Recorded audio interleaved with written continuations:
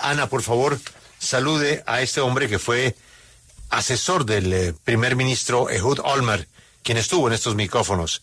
El señor Mizrahi nos atiende a esta hora. Ha dicho el señor Blinken que es ahora o nunca, que esta es la última oportunidad para un cese al fuego en Gaza.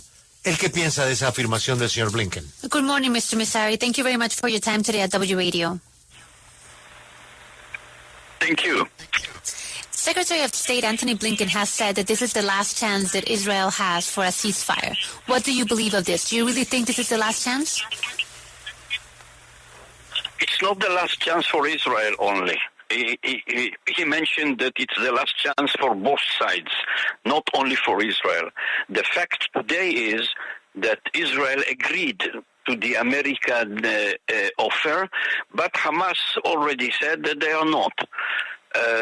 So I'm not sure that that this is the last chance, although the Americans are pressing very hard. But as I said, as far as I understood, Israel accepted the American offer, while the Hamas is not. Dice que no es la última oportunidad solo para Israel, sino para ambos lados. Dice que Israel aceptó la oferta estadounidense. Hamas, por su parte, dijo que no. No está seguro de que esta sea la última oportunidad, aunque Estados Unidos está presionando bastante fuerte y como ya nos dijo y como él entendió, Israel aceptó la oferta mientras que Hamas la rechazó. Ana, yo quisiera preguntarle a nuestro amable invitado que maneja la inteligencia, ¿cómo se puede avanzar en una conversación cuando los señores de Hamas tienen en su poder ciudadanos de Israel? No sabemos ni cuántos, ni en qué condiciones, pero ellos siguen con unas personas secuestradas, no sabemos en qué situación. Sin esa liberación, sin ese condicionamiento, ¿es posible que haya un acuerdo de paz? How can conversations keep going? How can we expect that a ceasefire happens when Hamas still has citizens of Israel in their under their power? Nobody knows how many citizens. Nobody knows which of those are alive or dead. How can conversations keep going when this is a scenario behind it? Yes, this is a problem. By the way, only lately, several hours ago, our soldiers in Gaza found 6 corpses of those who were abducted, and we thought that they are alive, but it seems that they are not alive. As I said, 6 corpses were brought to Israel by our army from Gaza. Yes. Go ahead, please. Yeah, the question is of the one who asked is very right. How comes that there is a dialogue with Hamas while Hamas is still holding our abducted children, women, and men in Gaza? Well, my point of view, this is my point of view, that this is exactly the problem, because Hamas does not really want to release the abducted people, because this is the ultimate shield of Sinwar, who is today the head of the Hamas, arm department of Hamas, the military department of Hamas, and the political one of Hamas. This is an example which says no difference between the military wing and the political wing. Pues dice que con respecto a la pregunta, ese es el punto de vista correcto y el problema, porque Hamas no quiere liberar a los secuestrados, porque es el último escudo de Sinwar, la cabeza del brazo armado y político de Hamas. es un ejemplo de que no hay diferencia entre la parte militar y política de Hamás. Dice que precisamente hace algunas horas, hablando de estos secuestrados, los soldados en la Franja de Gaza encontraron 6 cuerpos de esas personas que ellos creían vivos y no lo están, y ya fueron llevados a Israel. Así que él cree que la pregunta es la correcta, y ese es el problema, porque Hamás no quiere liberar a los secuestrados. Ana, ¿el qué piensa de la proporcionalidad con que ha respondido Israel al cruel y condenable ataque del 7 de octubre? What is your opinion in terms of the proportionality in which Israel has responded towards, of course, that horrendous attack October 6th? But what is your opinion about how Israel has responded in terms of numbers of people killed? First of all, I want to say that I am really sorry if there was, and it was, there were many citizens, Gazian citizens that were killed. But unfortunately, this happens in times of war of every country, and this is one thing. The second thing is that it was already proven and already were on papers, on media, that the numbers the Hamas gives are not the right numbers. It is impossible to believe to what Hamas said how many citizens were killed. There is a huge exaggeration in the numbers of the civilians that were killed. Although I am saying it very openly and frankly, it's a pity. I think that nobody wanted that there will be a large number of civilian casualties. Unfortunately, it happens in time of war. The civilian population was not a target. Again, they were not a target. And by the way, we had not few our soldiers that were killed by our military activity because they were in places or in buildings that were also the terrorists of Hamas. But again, the civilian population were not a target. If you will look at other fightings and other wars in today wars in the Middle East, the war between of Assad, the ruler of Syria, with those who were against him, the war today between the Yemenite and the others. The war everywhere was with a lot, unfortunately, of civilians that were killed. Unfortunately. Let me translate that really quickly, please. Targeted them, please. Thank you. Dice que lamenta mucho la muerte de ciudadanos civiles en la Franja de Gaza. Dice que eso ocurre en los tiempos de guerra. Y segundo, ya se probó, según él, en los medios que el número que da Hamas no es correcto. Es imposible de creer cuántos ciudadanos han sido asesinados y cuántos civiles han muerto en esta guerra. Para él es una exageración este número de civiles muertos en la Franja de Gaza, aunque de manera abierta y franca dice que es una lástima que estos civiles mueran, pero repite que es algo que ocurre en tiempos de guerra. Los civiles no eran el objetivo del ejército de Israel. De hecho, muchos soldados israelíes fueron asesinados también haciendo actividades militares en diferentes lugares y edificios que tenían Hamas como base terrorista, y dice que esto ocurre en otras guerras similares en Medio Oriente, en Siria, con Yemen y los demás. Cualquier guerra como esta tiene desafortunadamente muertes de civiles.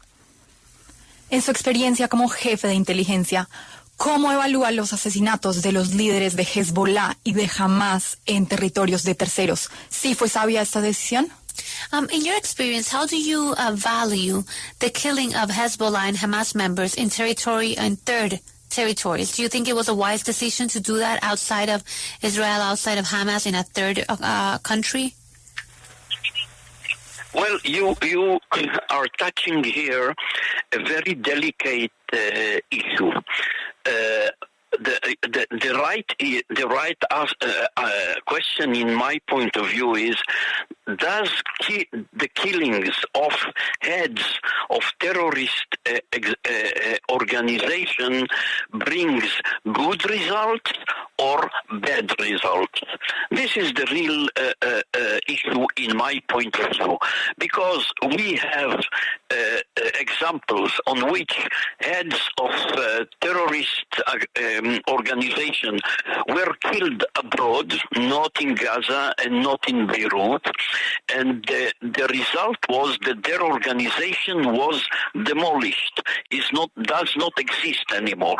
At the same time, we had also examples in which those were killed and the others who came in their place were much more radical. So in my point of view, the issue should be analyzed to the not as a rule, but every case to be analyzed before execution, or and not only after execution. But if you are expecting me to give a general answer about killing heads of organization within Israeli, not Israeli borders, but in Gaza or in West Bank or in Lebanon or anywhere else. This is not a new thing. This phenomenon was already several years, not only in Gaza and not only in Lebanon. The bottom line, in my point of view, is that I would say the bosses or the echelon of the commanders of terror organizations should be dealt very radically, which means should be killed. Or in other places, if the country has the ability, not the Israeli government, of course, should be arrested because they are leading terror activity. This is not only terror as we know. What happened in Israel in the 7th of October... Let me translate that really quickly, please. I'm sorry to interrupt. Please. Dice que estamos tocando acá un tema delicado y que para él la pregunta correcta sería si el asesinato de estas cabezas de los grupos terroristas traen buenos resultados o malos resultados. Para él ese es el asunto o el punto final en todo esto, porque hay ejemplos de cuando se asesinan las cabezas de estos grupos terroristas en el extranjero y no se lleva a cabo en la Franja de Gaza o en Beirut, y el resultado es que se desmantela esa organización y deja de existir. Pero hay ejemplos también de esos asesinatos a esos líderes de los grupos terroristas cuando el que asume después son mucho más radicales y ahí no es tan efectivo. Entonces dice que hay que analizar, no como una regla, sino que hay que analizar caso por caso antes de realizar cualquier ejecución en suelo extranjero. Él dice que pues esto no es algo nuevo, esto de asesinar a estas cabezas en Gaza, en Cisjordania, en Líbano o incluso en suelo extranjero siempre ocurre, ha venido ocurriendo hace años, y el fondo para él, como diría, es analizar si estos comandantes que van a asumir van a ser peor y no van a solucionar ni acabar con esa organización terrorista. Para él está de acuerdo si esta organización de terror pues acaba. Un portavoz de la Guardia Revolucionaria de Irán ha dicho que la represalia a estos ataques selectivos puede ser larga. ¿Cómo se prepara Israel para la guerra total contra Irán, Hezbollah, y cuánto podría durar esa alerta máxima? From Iran, they have said that the retaliation from these attacks could be very severe. How has Israel prepared or is preparing for a full war with Iran and in the region? Well, my point of view, and if I'm not mistaken, it's also point of view of others, including senior officers in the government, and not only in the government, also in the intelligence community, is that the regional war will come if we want it or if we don't want it. But it will come because what we are facing is a country, Iran, organization which is Hezbollah, and organization which is Hamas. All these three, two organizations and war state, are declaring, and it's written in their national security point of view, that the state of Israel should be liquidated. I'm saying it again. They are declaring and saying and writing that the state of Israel should be liquidated. Now, if this country, Iran, and their offshoots like Hezbollah and others, their target is to liquidate Iran, then in my point of view, first of all, we have to prepare for it. In my point of view, even if the right time will come to initiate it, because no one can agree that his citizens will be in a danger of liquidation. And this is the issue. These three factors that I said, saying, writing, declaring that they want the liquidation of the state of Israel. Well, thank you so much for your time in W Radio. It's been a pleasure having you today in our show, Mr. Mizrahi. Thank you.